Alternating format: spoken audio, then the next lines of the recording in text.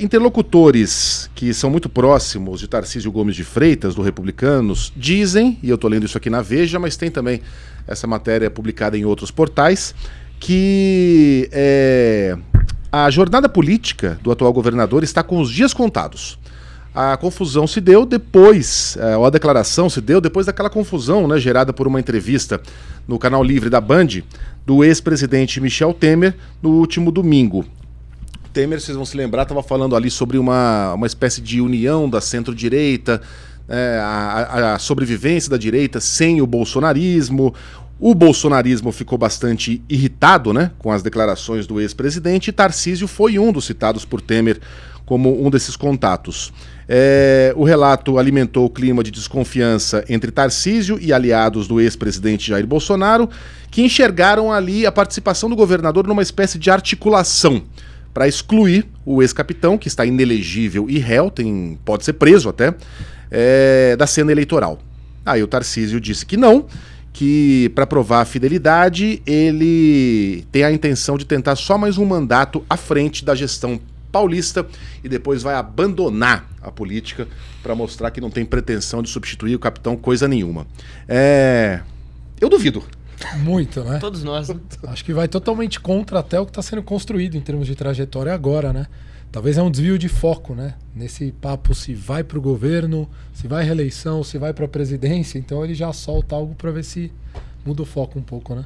Acho que a gente tem aquela discussão sobre a viabilidade do Tarcísio em 2026 contra o Lula, possivelmente, que é um candidato muito forte em qualquer circunstância, mas sem sombra de dúvidas que para 2030, ainda mais com o Tarcísio tendo enorme chance de se reeleger aqui, a gente não consegue visualizar um cenário que o Tarcísio não seja reeleito em 2026, não haveria, porque ele não dá prosseguimento nessa carreira política. E ele é um grande favorito na eleição presidencial do ano que vem. Ele está sendo mantido como todos os outros, pendurado na brocha ali pelo Bolsonaro, porque se o Bolsonaro indica um substituto agora, ele está fora do jogo político. Porque ele está inelegível, não deixará de estar inelegível e possivelmente estará preso no ano que vem. E para o Tarcísio também não é interessante agora ter um papo sobre qualquer tipo de ou se vai para a reeleição ou se vai para a presidência, porque é muito cedo. E aí já vira vidraça, já é vidraça, vira mais ainda.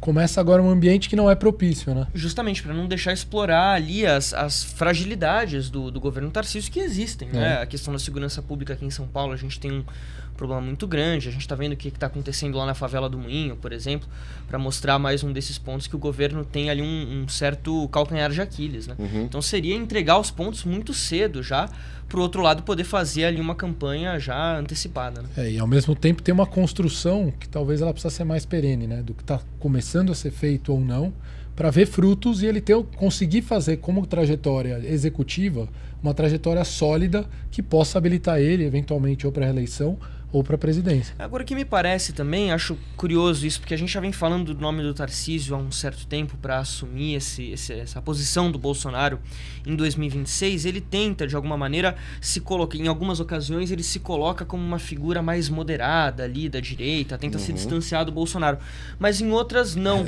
Ele tem um também, conflito, né? Exatamente, fica uma coisa meio barata tonta, às vezes parece que não sabe para onde vai, se tem essa fala, esse discurso mais moderado, mais cauteloso, ou se tem um discurso mais ideológico mesmo, né? Então, talvez seja a hora já de ver para onde que ele quer ir, justamente, e começar a formular uma estratégia bem formulada para 2026. E lembrando que o Tarcísio participou de governo Dilma, então ele sempre teve uma postura muito mais técnica, né, do que só partidária, né? Historicamente, ele tem essa ideia mais técnica. E ele consegue fazer coisas, quero que vocês comentem, que outros bolsonaristas não conseguem. Por exemplo, ele consegue participar de um evento com Lula, no qual ele cumprimenta, aperta a mão do presidente, ele ri das piadas do presidente, ele elogia Lula na sua fala. Geralmente quando ele faz isso, no dia seguinte tem a compensação, né? Ele aparece ali num evento ao lado de Bolsonaro, dizendo que esse é o grande líder da direita, etc, etc, etc. Mas ele consegue, com alguma habilidade, manter esse pé em cada canoa. Não sei como é que vai ser no ano eleitoral.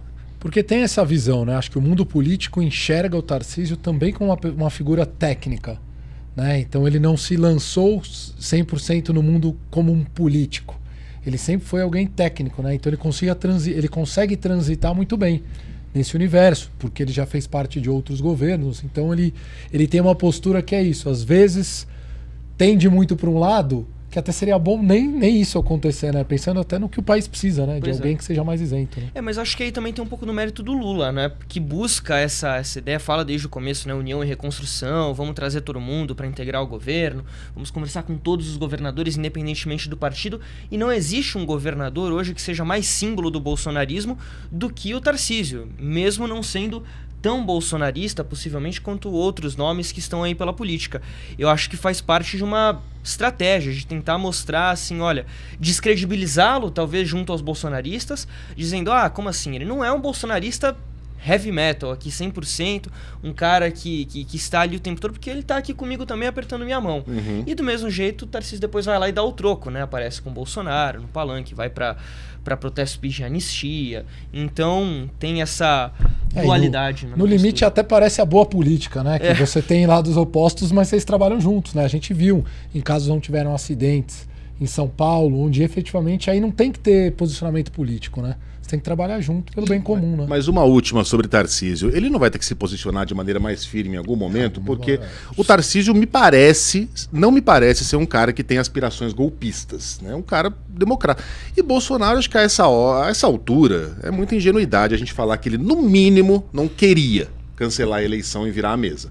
Aí a justiça vai decidir se aquilo se enquadra como crime, qual vai ser a dosimetria, se ele vai ser condenado ou não. Mas que ele queria. Ele estava lá com minuta de golpe, ele queria, conversou com os chefes dos 3 poderes a respeito de intervenção militar, de estado de sítio. Era um desejo do presidente cancelar aquela eleição e realizar outra ou nem realizar. Tá? Isso eu acho que é um ponto pacífico aqui, a não ser para os fanatizados.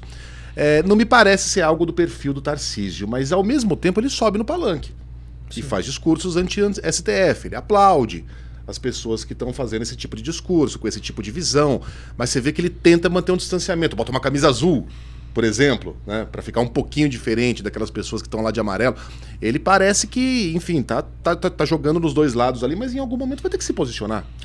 Porque a ideia da radicalização... Ele não falou em anistia. O Caiado, por exemplo, falou. Pois é, mas ele comparece às manifestações que pedem pela anistia, né? Já é um sinal, mas talvez para não ser visto tanto assim com essa imagem radical, justamente acontece isso tudo que você está falando, Megali. Eu vejo, por exemplo, como o último protesto do Bolsonaro aqui na Paulista esteve mais esvaziado, porque talvez esse termômetro político já tenha diminuído um pouquinho.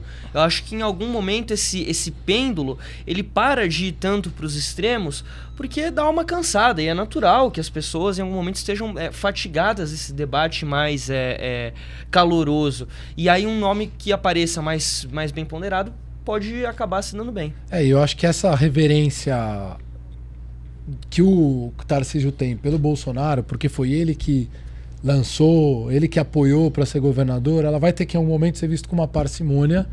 Porque tudo bem, tem até um lado que ele indica como ético da parte dele, de olha, a pessoa que me lançou, não vou ser contra, não vou, como outros políticos, né, que depois se voltaram contra quem, a gente teve em São Paulo aqui, exemplo, quem se voltou contra quem apoiou, mas em algum momento ele vai ter que ter só a trajetória dele, né? Agora tem uma frase do Churchill que era do Churchill ou era do De Gaulle? Agora acho que era do De Gaulle. A traição é a primeira obrigação do político, né? Para ter o seu caminho. Em algum momento ele vai ter que morder a mão que o alimentou. Tem uma outra frase que é do Vanderlei Luxemburgo, que ele fala do... Vamos de Churchill ao projeto. Mas é boa essa. Que quando você tá com dor de barriga, é uma coisa assim, você tá com dor de barriga e tem muito banheiro em casa, você não sabe pra onde vai, você faz nas calças. E eu acho que a direita tá mais ou menos nesse problema, porque estão aparecendo vários nomes querendo esse espaço, já tentando galgar esse espaço. O Caiado é um deles, o Tarcísio já deu sinais, o Ratinho Júnior lá no Paraná. Vários estão ali flertando com essa vaga e não tem ninguém escolhendo o banheiro mesmo para ir lá fazer o que precisa ser feito. Não tá parecendo que quem vai entrar nesse banheiro vai ser a Michelle? Pode ser também. Ela tá ali, tá nos corredores. No corredor. Vão ficar todo mundo se estapeando ali e a Michelle vai lá e retoca a maquiagem.